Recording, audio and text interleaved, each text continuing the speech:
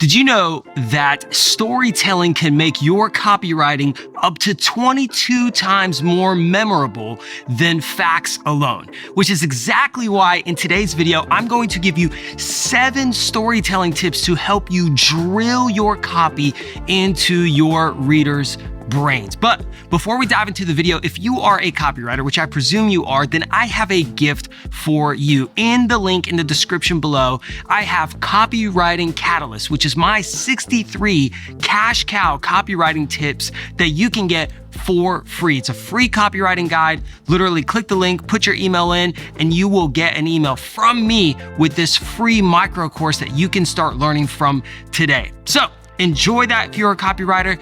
Let's dive into the video. Storytelling tip number 1 is use dialogue, or show, don't tell. Most copywriters will start stories like, I was walking in a cafe to meet a friend and we sat down and started having a conversation. When in reality, something more dynamic is to make the scene come alive. Actually tell what happened. You walk in, you say, hey John, great to see you, my friend. Hey Joe, my man, you look fantastic. How did you lose all this weight? You see, that dialogue, that back and forth starts a conversation, and that rabbit hole actually sucks the reader in. Very much like fiction novels, they use this very heavily because it draws people into the story.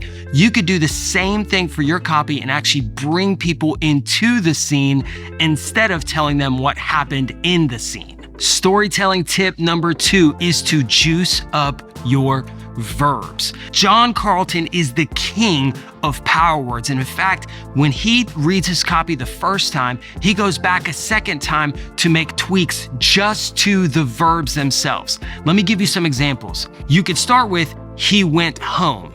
But a better verb would be, he jetted home. Or she hit the golf ball versus she smashed the golf ball. Or I ate some pizza versus I gobbled down some pizza. Or lastly, my wife looked at me versus my wife glared at me, right? All of those types of juiced up verbs make the sentence significantly more powerful and visual, and they invite a massive storytelling piece into your copy itself. Small tweak, but one that will make your writing explode. Storytelling tip number 3 is be specific. Instead of saying he ate some dinner, say he ate a steaming hot plate of homemade lasagna. Longer, but you see it more visual. Or I got into my car and drove to the bank. You could say I got into my 69 red Camaro and drove to the bank. See the difference? The visual there. That specificity makes your writing come alive and your storytelling feel more captivating. Last example, you could say I was out with my wife last night and she wore a beautiful dress. Or you could say I was out with my wife and she wore this silk emerald dress with a gold trim. Those types of little nuggets bring your copy to life, make it more dynamic, way more fun to read. And yes, I know all the copy boys are like simple, simple, simple, simple, but it's not gonna stick in the person's brain if they can't visualize it. And so specificity brings out the visualization, which makes your copy sticky. Storytelling tip number 4 is add stakes. Stakes is when there is something on the line, whether for the person in the story or even the prospect that could be reading the story. Let me give you some examples. Like in the Hunger Games, Katniss needs to win the Hunger Games, otherwise her district and her family is going to stay in poverty and oppression forever. The stakes are really high whether she wins or loses, which keeps you addicted to the story. Or Finding Nemo. Marlin has to find Nemo, otherwise if he doesn't find Nemo, he's gonna lose the only family that he has left in this world. High stakes. Or lastly, a story like Harry Potter where Harry has to take down Voldemort, otherwise evil is going to rule and all the non-magic folk will perish. Again, high stakes. If this person doesn't accomplish this, what happens? Or you can make your prospect be the one that has the stakes. If you don't invest in this product, this is the thing that could happen to you. Not in a fear-mongering way, but in a realistic proposed storytelling way. Moving on to storytelling tip number 5 is add conflict. Conflict increases the tension of your writing and sucks people in to feel that tension. If there's no conflict and everything is la-di-do-da, happy-go-lucky, they don't want to read it. It's boring. And so when you're telling stories, tell the story that has the most tension and the most conflict, whether it's a story about yourself and you have tension and conflict with someone else, or a story about somebody else and they have tension and conflict with someone or something else. Let me give you some examples. Like in Toy Story, there's this tension between Buzz and Woody and their rivalry for Andy's attention. And that tension makes it even more meaningful when later they become friends. But the tension stays in the entire first couple of movies because it makes it an interesting dynamic of who's gonna get what they really want. Or in the TV show Friends, Ross and Rachel have this conflict between will they stay together, won't they stay together, and they go back and forth literally until the very last episode of Friends. This kept people engaged in that one conflict for 10 seasons to see what's gonna happen between that conflict. And lastly, one of my favorite examples from Ted Lasso is one of the star characters, Jamie Tart. He had conflict with himself, his own ego, wanting to be the star player, and he believed in himself so much and was only about himself that he had this conflict for the first couple seasons where he had to wrestle his own emotions and thoughts, which is great because you can create conflict between the reader and himself or herself. He or she is trying to make this buying decision that you are writing copy for, and you can expose the conflict between not buying and buying. What stakes are at hand? What happens when you do take the next step forward in investing in your product? Great copy creates conflict that the reader then has to resolve for themselves. Whether it is buying your product or not buying your product, the conflict needs to be resolved. Storytelling tip number 6 is create rhythm. Rhythm in your writing is what's going to keep people going a slippery slope down your page, as Joe Sugarman would like to say, because usually copy, especially copy that sells, can be a lot longer. Gary Bencivenga was famously known for writing 8 to 13 page sales letters. Well, how are you going to keep somebody addicted to your writing for 8 to 13 page sales letters? Your storytelling has to have some sort of rhythm, and I can think of no better example than Gary Provost's example of the 5-word sentences. Here's the example. This sentence has 5 words. 5-word sentences are fine, but several together become monotonous. Listen to what is happening. The writing is getting boring. The sound of it drones. It's stuck like a record. The ear demands some variety. Now listen.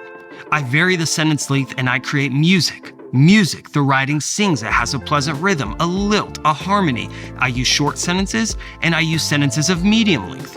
And sometimes when I'm certain that the reader is rested, I will engage him with a sentence of considerable length and complexity, a sentence that burns with energy and builds with all the impetus of a crescendo, the rolls of a drum, the crashing of the cymbal, sounds that they listen to this. It is important. That is a perfect example of how to create rhythm in your writing. You can't just use the same 5-word sentences over and over. You need to use sentences that have 1 word to 3 words to 10 words to short paragraphs to a couple sentences to 1 word to a headline. You can vary that formatting to keep people on their toes as you go down the writing. And the last storytelling tip number 7, my personal favorite, is to create open loops.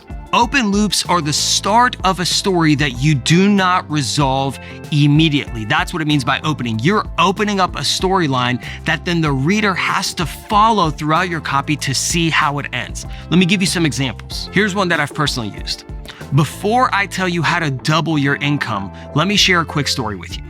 That's an open loop. An open loop says, I'm going to tell you a story about how to double your income, but first, let me share a quick story. Now, I've pivoted, right? I've started with this one thing that they're going to hang on because if they really care on how to double their income, they're going to keep reading until I finally reveal that to them. That's an open loop. Here's an open loop that I read from another copywriter in a different field that they started with. My client fired me, my wife left me, and I'm sleeping under the desk in my office. Those are 3 massive open loops in a way to start a story. And so now you've got your reader hooked thinking, why did the client fire him? Why did his wife leave him? And how long is he going to be sleeping under this desk for? Like, give me the story, give me the context. And then you can create those open loops and begin actually resolving them for your reader. A good rule of thumb here is don't have more than 2 open loops at a time. It's too much for your reader to juggle, especially in a short sales letter or an email.